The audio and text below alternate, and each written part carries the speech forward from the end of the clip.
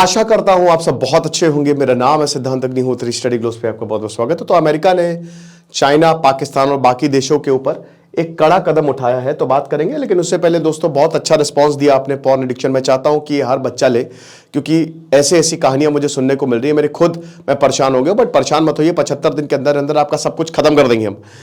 तो porn addiction की बात कर रहा हूं। तो कल आप लोग ने बहुत नाक पे दम कर दिया, सर एक दिन बस और सेल बढ़ा दीजिए। तो इसीलिए सिर्फ आज के लिए हमने इस बैच को खोला है। इसके बाद हम ये कोर्स बंद कर देंगे, क्योंकि फिर हमारे और भी कोर्सेज आने हैं। तो बात करेंगे क्या अमेरिका ने बोला है चाइना और पाकिस्तान के लिए। तो सबसे पहले तो प्रॉब्लम बहुत ज्यादा बढ़ गई है, क्योंकि अमेरिका ने चाइना, नॉर्थ कोरिया, आप देख सकते हो ना, और बहुत सारे, ईरान भी है, निकरागुआ भी है, लेकिन इसमें मेन आपका चाइना, ईरान, नॉर्थ कोरिया और पाकिस्तान, स्पेशली चाइना और पाकिस्तान को यह बोला है कि बेटा तुम कंट्रीज ऑफ पर्टिकुलर कंसर्न हो। इस कैटेगरी में अमेरिका ने इनको डाल दिया है। क्यों? क्योंकि तुम जो है सीवियर वायलेशन करते हो रिलीजियस फ्रीडम के। हमारे यहां आर्टिकल 25 से लेकर 28 तक क्या कहता है कि हमारे यहां right to freedom of religion है। आप अपना रिलीजन प्रोपोगेट कर सकते हो, फैला सकते हो। नो वंडर कि क्यों हमारे सबसे ज्यादा मुस्लिम्स रहते हैं, सबसे ज्यादा क्रिश्चियंस रहते हैं, बहुत सारे लोग रहते हैं, मिलजुल के रहते हैं। लेकिन पाकिस्तान, चाइना में ऐसा नहीं है। 98% चाइना में आपको पता ही है, मतलब अगर माइनॉरिटीज की बात करें तो 1-2% है, वो भी कम ही होते जा रहे हैं वो। और बहुत अच्छा भी व्यवहार नहीं है, स्पेशली पाकिस्तान में। चाइना में तो फिर भी हालत ठीक है। तो यहां पे रिलीजियस फ्रीडम डेजिग्नेशन अमेरिका के फॉरेन सेक्रेटरी ने बोला है, जो कि एंटनी ब्लिंकन है। इस साल अमेरिका में इलेक्शन होने वाले हैं, बट मुझे नहीं लगता है कि शायद जो बाइडेन जीते। डोनाल्ड ट्रंप की रेटिंग्स लगातार बढ़ती जा रही है, तो देखेंगे आगे क्या होता है। बट आप मुझे बताइएगा कौन जीतने वाला है, डोनाल्ड ट्रंप की जो बाइडेन। तो स्टेट सेक्रेटरी एंटनी ब्लिंकन ने बोला है कि भाई देखो, फ्रीडम ऑफ रिलीजन या फिर बिलीफ जो है, ये हमारा कोर ऑब्जेक्टिव रहा है। 1998 में ये एक्ट लेके आए थे, इंटरनेशनल रिलीजियस फ्रीडम एक्ट। अब इसमें इन देशों को मॉनिटर करते थे जहां पे जो देश रिलीजियस फ्रीडम देते हैं। कोई भी धर्म को आप मान सकते हो, हम आपसे कुछ भी नहीं बोलेंगे। शुरुआत में जब दुनिया चल रही थी, मतलब देखो जो मिडिल एजेस है ना, जो मध्यकालीन इतिहास है, मेडिवियल पीरियड, जब धर्मों का उदय हुआ, उदय हो चुका था, लेकिन धर्म जब फैलना शुरू किए तो धर्म के नाम पे बहुत ज्यादा हत्याएं होती थी। जो राजा होता था उसको पादरी चाहिए होते थे, या अगर कोई मुस्लिम वर्ल्ड है, इस्लाम है, तो वहां पे जो राजा, जो सुल्तान होता था, उसको मौलाना चाहिए होते थे। भारत में जो राजा होता था उनको पंडित चाहिए होते थे। क्यों चाहिए होते थे? क्योंकि ये आपको गॉड लाइक स्टेटस देते थे। तो आप ये समझ सकते हो कि इन रिलीजियस इंस्टीट्यूशंस के पास कितनी ज्यादा ताकत होगी। ये सब कुछ कंट्रोल करते थे, ये अपने हिसाब से चलाते थे। भाई आपको बता दूं कि 6th सेंचुरी से 14th सेंचुरी तक यूरोप को डार्क एजेस बोला जाता है।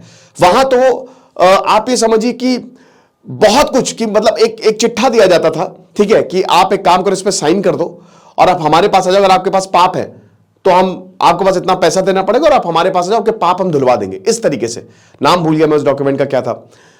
तो ये रहा, बड़ा मुश्किल रहा। तो आप, इनके पास पूरी ताकत आ कि कुछ भी ये अपने हिसाब से रूल बनाते हो। राजा भी इन्हीं के हिसाब से चलता था। आज भी दोस्तों, आज भी अगर आप देखो ना, भले ही कितने भी, आप देख लो बाबा रहीम का एग्जाम्पल देख लो, राम रहीम का। भाई इतनी बार उसको पेरोल क्यों दी गई है? कोई आम इंसान ले सकता है? कोई आम क्या दी? नहीं। इनके पास फॉलोअर्स हैं, तगड़े फॉलोअर्स हैं। आप समझ रहे हो? जितने भी जो गुरु है ना, धर्म गुरु, सो कॉल्ड धर्म गुरु, उनके पास वो जो बोलेंगे पब्लिक वो करेगी। तो इसीलिए नेता भी उनके पास जाते हैं। तो ये चलता आ रहा है, बहुत टाइम से चलता आ रहा है। फिर उसके बाद पॉलिटिक्स और रिलीजन को सेपरेट कर दिया गया।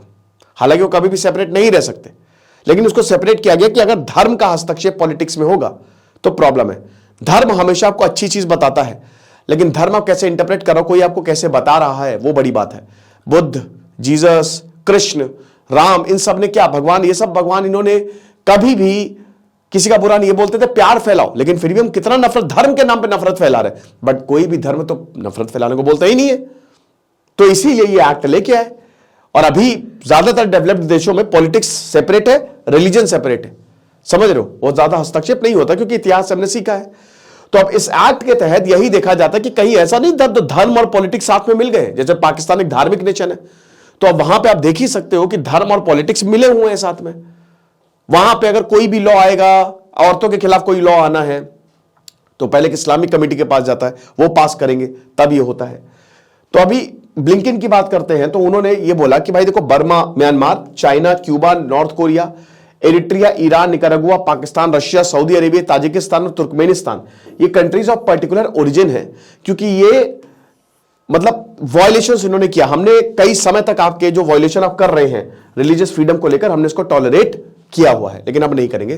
तो इसमें डाल दिया सीरियस ऑफ, देखो पर्टिकुलर मतलब सीरियसली कंसर्न, यानी कि अगर इस ग्रुप में डाल रहा है अमेरिका, तो अमेरिका पूरी दुनिया के जो संस्थान उसको कंट्रोल करता है। मुझे लगता नहीं से कुछ होगा, कुछ भी नहीं होने वाला। लेकिन एक चीज है कि अमेरिका ये कर रहा है तो फिर डर बना रहता है कि लोन, अभी जैसे पाकिस्तान को लोन मिलने हैं, और अगर अमेरिका कह देगा तो लोन नहीं मिलेंगे। हालांकि अमेरिका देखो, पूरी दुनिया में जितने भी युद्ध हो रहे हैं ना, उसमें अमेरिका डायरेक्टली इन्वॉल्व है, वो अमेरिका की ही वजह से हो रहा है। ये अपने तो पापा बने बैठे हुए हैं, बट हमको नहीं भूलना चाहिए कि अमेरिका ही, वो तो चाहता है पूरी दुनिया में युद्ध हो ताकि हम वहां पर हथियार बेच सके। वो अपना बिजनेस थोड़ी ना बंद करेगा, अपना धंधा काय बंद करेगा, वो तो चाहता ही है हर जगह भाई मारो, धर्म के नाम पे खूब मारो। तो ये सबको पता है भाई, ड्रग्स में सीआईए का कितना इन्वॉल्वमेंट है। पूरी दुनिया में जो ड्रग्स फैले हुए हैं, सीआईए उसमें डायरेक्टली इन्वॉल्व है। हम गोल्डन क्रेसेंट, गोल्डन ट्रायंगल के बीच में फंसे हुए हैं, उसमें सीआईए का बहुत इन्वॉल्वमेंट है। तो आप पाकिस्तान की तरफ से क्या आया? हाँ, तो मैं आपको ये बता था कि अगर इस ग्रुप में डाला है ना, तो फिर कार्रवाई हो सकती है। अगर इन लोगों ने रिलीजियस फ्रीडम पे, मतलब अगर ऐसे ही चलता रहा, तो हो सकता है अमेरिका कार्रवाई कर दे। और ये फिर एक साफ संदेश है कि भाई देखो, हम बहुत ज्यादा गंभीर है इसको लेके। और जब अमेरिका कोई भी चीज करता है तो प्रॉपर रिसर्च के साथ करता है, ठीक है। तो अब इस्लामाबाद से क्या आया, देखिए पाकिस्तान की फॉरेन ऑफिस ने बोला कि भाई देखो, ये बहुत ही गलत है, ये बायस्ड स्टेटमेंट है। मुझे लगता नहीं कि पाकिस्तान, अब उनको क्या रिस्पॉन्स देना ही था, बट उस पोजीशन में ये रिस्पॉन्स दे सके, क्योंकि मैंने बताया ना भी लोन सब मिलने हैं। तो बोला कि आप इस तरीके से कैसे किसी भी देश को कंट्री ऑफ पर्टिकुलर कंसर्न जो है वो बता सकते हो, ये तो बिल्कुल गलत है। फिर उसके बाद बोला कि भाई देखो, पाकिस्तान एक प्लूरलिस्टिक, ये तो जोक है, प्लूरलिस्टिक कंट्री है, हमारा एक रिच ट्रेडिशन है इंटरफेथ हार्मनी का। आप देख लो, आप खाली आप वायलेंस अगेंस्ट माइनॉरिटी पाकिस्तान डाल के टाइप कर लो, आपको बहुत सारे रिसर्च पेपर्स मिल जाएंगे। और हमको पता है कि जो हमारा संविधान है वो किस तरीके से काम करता है। हम रिलीजियस फ्रीडम को और माइनॉरिटी राइट्स को प्रोटेक्ट करते हैं। बहुत बढ़िया, वेरी गुड। फिर उसके बाद कि हम इस तरीके के जो पाकिस्तान को इन्होंने डेजिग्नेट किया है कंट्री ऑफ पर्टिकुलर कंसर्न, हम इसको कैटेगोरिकली रिजेक्ट करते हैं, क्योंकि ये पूरा आप अपने अपने हिसाब से इसका असेसमेंट किया है। आपको ग्राउंड रियलिटीज के बारे में पता नहीं है। ग्राउंड रियलिटीज के बारे में अगर पता होता तो मुझे लगता है कि पाकिस्तान को फिर बहुत बुरी तरीके, ये तो खैर पाकिस्तान की जरूरत होती है देशों को, अगर नहीं होती ना तो फिर एकदम ही अलग थलग कर देते। ये हिसाब किताब है। तो ब्लिंकन ने यह भी बोला कि Algeria, Azerbaijan, central African Republic, Comoros, Vietnam, ये भी स्पेशल वॉच लिस्ट में है। मतलब इनको भी हम इस लिस्ट में डाल सकते हैं, क्योंकि आप जिस तरीके से रिलीजियस फ्रीडम को वॉयलेट कर रहे हो तो वो एक्सेप्टेबल नहीं है। बाकी अल शबाब, बोको हरम, ये सब अफ्रीका के जो आतंकी ग्रुप्स है वो है। अल शाम, हुतीस, आइसिस वेस्ट अफ्रीका, अल कायदा, तो ये जितने भी, तालिबान जो हो गया, ये एंटिटीज ऑफ पर्टिकुलर कंसर्न है। तो आप समझ ही सकते हैं कि ये जो डाला है इस ग्रुप में, ये कोई ऐसी वैसी ग्रुप नहीं है। और खैर चाइना को हम सबको पता है कि चाइना जो है वो किस तरीके से काम करता है, चाइना कैसे आतंकवादियों को सपोर्ट करता है।